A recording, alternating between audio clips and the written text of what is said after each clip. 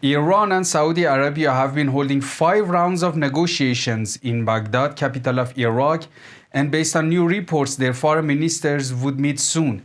If they manage to mend ties, a lot of problems in the Middle East could be solved immediately. Let's have a brief look.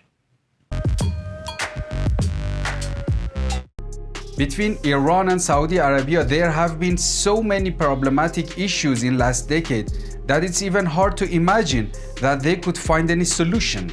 But current chaotic situation of the world and the region seems to have forced them into negotiations. After the 5th round of negotiations in Baghdad, which was reported to be positive and productive by Iranian and Iraqi officials, and also while Prince bin Salman of Saudi said recently that these two countries have to find ways for peaceful coexistence, hopes for a landmark deal between the two nations is rising. Bin Salman some years ago, confident in the American weapons he had purchased from Trump, and also sure of the swift victory in Yemen war he had begun, was quoted saying that he will bring the war into Iranian territory and that he will crush Iran till the end. Now, but he has more experience of leadership and has finally recognized that no amount of modern weapons and verbal support of US cannot help him change political structure and also power balance in the region. The interesting fact is that Saudi Arabia is holding negotiations with Iran while Tehran is at the same time having negotiations about its nuclear program in Vienna with US and 4 other countries.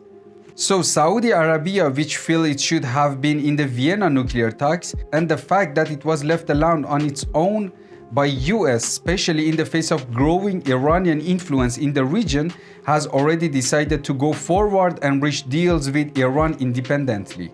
And it's worth mentioning that, except for Saudi Arabia and Bahrain, almost all other Persian Gulf Arab countries have already gotten closer to Tehran. After US started withdrawing from the region, they had to do this. Iran is now having good relations with Qatar, Oman, Kuwait, and UAE. It's just Saudi Arabia and Bahrain who still stand in the sidelines, not sure what to do. Actually, I think Bahrain is more confident with its new policy of bringing Israeli security to the Persian Gulf in order to confront Iran, which, by the way, I guess is a very wrong decision because it provokes Tehran to be more offensive.